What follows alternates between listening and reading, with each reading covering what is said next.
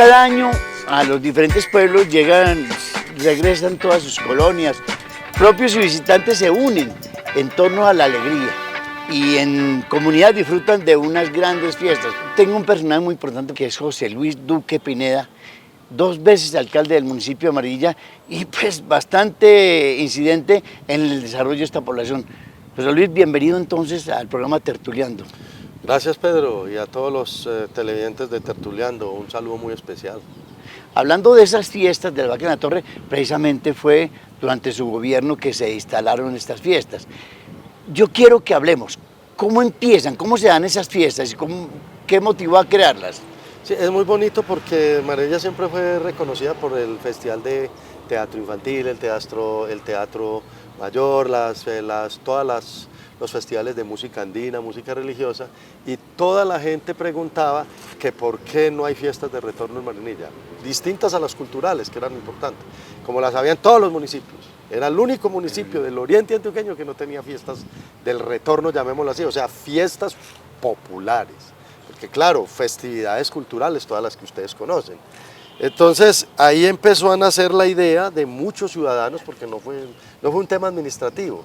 Empezó en el 98 la idea de que se le pusiera el nombre de las fiestas populares del cooperativismo, que porque éramos muy fuertes, que del transporte, otros que de la guitarra, porque el símbolo de la guitarra es muy bonito, y muchos nombres, hasta que eso se volvió un problema muy grande. Pensábamos hacer las primeras fiestas del 98, y entonces dijimos, no, esperemos y más bien hagamos una encuesta. Y se hizo una encuesta con todos los muchachos de 11 en 1999 y se escogieron los 3 nombres principales: cooperativismo, las fiestas de la guitarra, que creíamos que eran como las más bonitas porque eran culturales, y las fiestas de la Vaca en la Torre. ¿Por qué nació la fiesta de la Vaca en la Torre?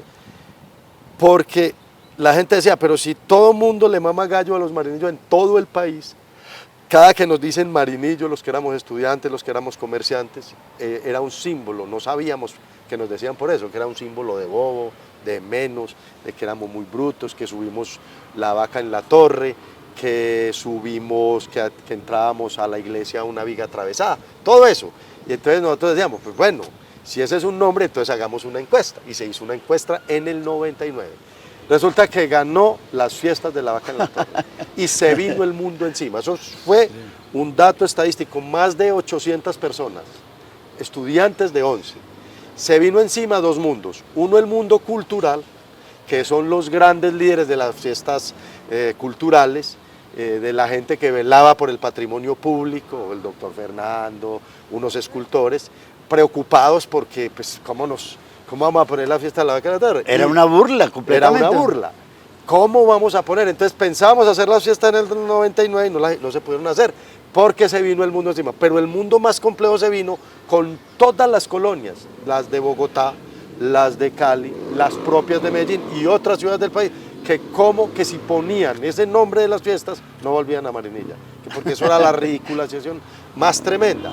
Entonces logramos hacer un pacto con los cultores de aquí, los grandes, y empezamos a darnos cuenta que si nosotros poníamos, se hizo todo un trabajo. Hay 2 cuentos escritos, uno por un escultor, otro Fernando Osa, y así empezamos a mirar que eran una posibilidad muy interesante. Entonces nos demoramos 2 años para implementarlas, y en el 2000 se hizo un acuerdo municipal, después de que se escribieron cuentos, después de que se hicieron concursos, empezó a hablarse del maná, que es que la vaca producía maná, que es que la vaca es sagrada en la India, que es que el tema de la religiosidad es muy importante para Marinilla. Empezamos a gozarnos y hubo una conclusión muy bonita por todos, que íbamos a trabajarle todos. Ese pacto fue muy bonito porque ya los cultores nos defendíamos para decir que es que teníamos que, de una cosa que nos volvía y nos minimizaba en todas partes, teníamos que volverlo, y que con seguridad cambiaríamos la historia, y creo que así va.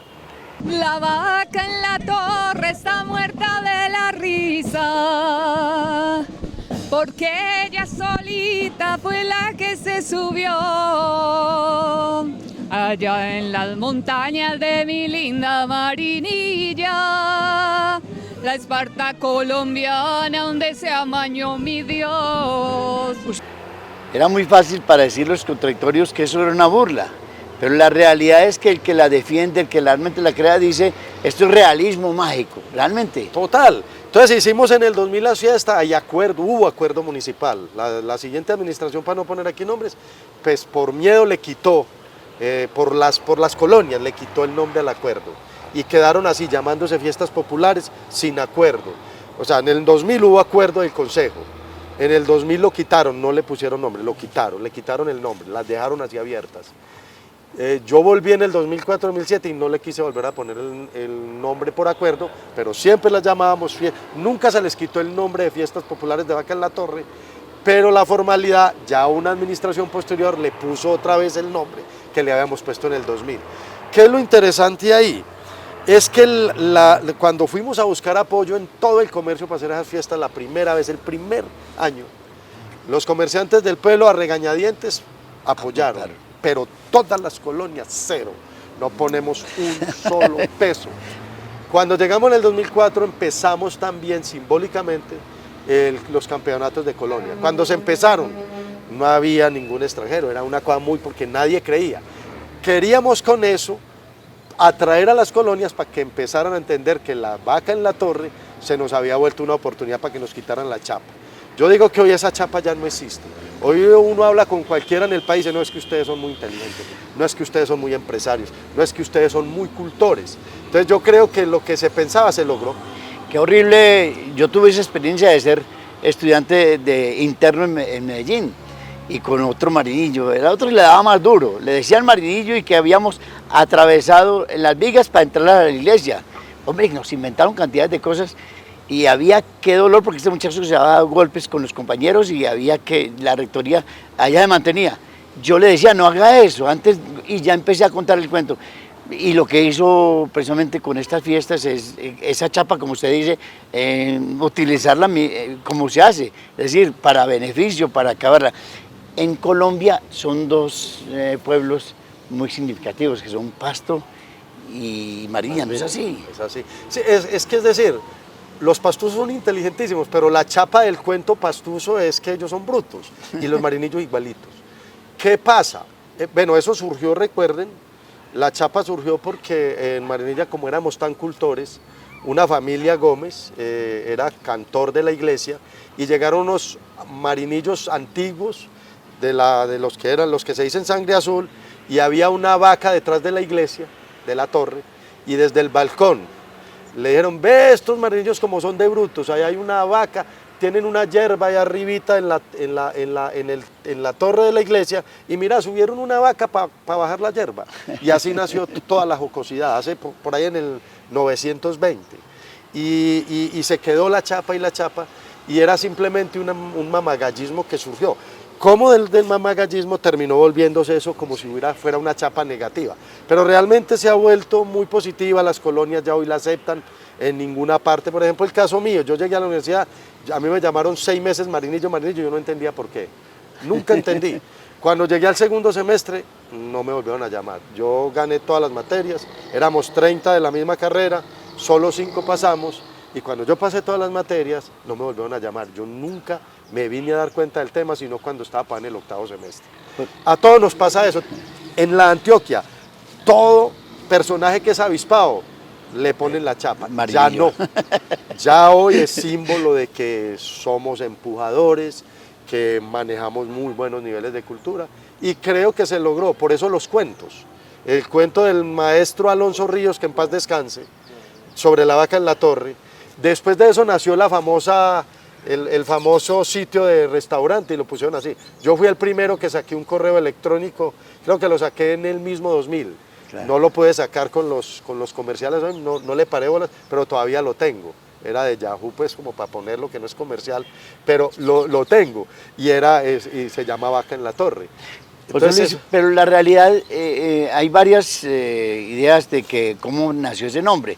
Dicen que de pronto estaban haciendo la autopista Medellín-Bogotá y que un periodista tomó una foto a la iglesia y resulta que la parte de atrás todavía no está construida. Recuerda que eso era una montaña ya y que habían vacas pastando. Esa es una. ¿Sabes otra? Pero es que esa es muy reciente. La real, la adaptaron. La real es que aquí hay una familia, Arturito y Aquí le tienen un sobrenombre ahí donde está... El sapo. Los sapos, ¿cierto? Ellos eran muy mamagallistas todos y eran músicos. Y fue una familia que llegó con seguridad en el 920, 930. La autopista apenas está empezó en el 1970. Estamos hablando de 30 o 40 años antes a la autopista. Y se pararon, fue en el parque, en los balcones que están en el costado de donde hoy está pues Bancolombia, Elemental, que es muy cultural, donde está el mismo tema de la vaca en la torre hoy. Se pararon allá y vieron las vacas, se veían atrás, en las colinitas del Alto del Calvario, hoy se conoce como Los Rosales. Las vaquitas estaban pastando y eso fue verdad. Y unos cultores muy fuertes de Bogotá, que eran teatreros, que eran mamándole gallo a sus familiares, estos sí son brutos. Se mamaron gallo y ahí empezó la chapa. O sea, casi 100 años de chapa. Y solo hubo forma de quitarla cuando, ojo lo que va a decir, esa encuesta que fueron con los estudiantes de 11 es muy bonita, porque es que los muchachos empezaron a gozarse ellos mismos de ese nombre. Y por eso ganó el nombre La Vaca en la Torre. O sea, cómo espontáneamente un estudiante se goza del nombre y terminó siendo la oportunidad para que nosotros entendiéramos que teníamos que gozarnos nosotros mismos el nombre y se volvió las fiestas populares. Muy importante esta nota y pensando que esos remoquetes que tiene Mariña muy propios, tenemos un minuto para contar que aquí se llama la Esparta colombiana y sabemos perfectamente por la gesta libertarias, sabemos que es de mentes ilustres, ciudad de mentes ilustres, sabemos que un alma musical y todas esas cosas, no somos tan bobos como nos pintaban, ¿no? No, para nada, y hoy precisamente es un reconocimiento. Yo no digo que solo las fiestas, pero las fiestas empezaron a hacer otro tipo de atracciones. Mire cómo se desarrolló precisamente todo el tema de los alimentos y demás, ¿cierto? Cómo nos reconocen. Fue a partir de la cultura, esa es la verdad. Ahora es la gastronomía amarilla, toda la gastronomía. Espectacular, ¿no? Totalmente. Y tiene que ver con eso, cuando empezamos a gozarnos y a darnos cuenta que teníamos que vivir de esas relaciones comunicacionales que se generaban a través de esas chapas, empezamos a entendernos más y hoy disfrutamos de eso. Tenemos gente en la NASA, hay científicos Súper que bueno. tienen que ver con Mariña. En Harvard, en universidades de Europa hay un montón de muchachos y muchachas de aquí, descendientes de aquí, en cantidades. Venga Mariña, Mariña es deliciosa y Mariña es de gente inteligente. No, ¿cierto? Como decía. No, para nada. Y la vaca en la torre es muy bacano, es que produce leche. ¿Qué nos sale de la vaquilla? José Luis, muchas gracias, hombre. De verdad A usted, Pedro, con este programa Tertuliano, de verdad que es muy animado conocer y entender cosas de todo el Oriente.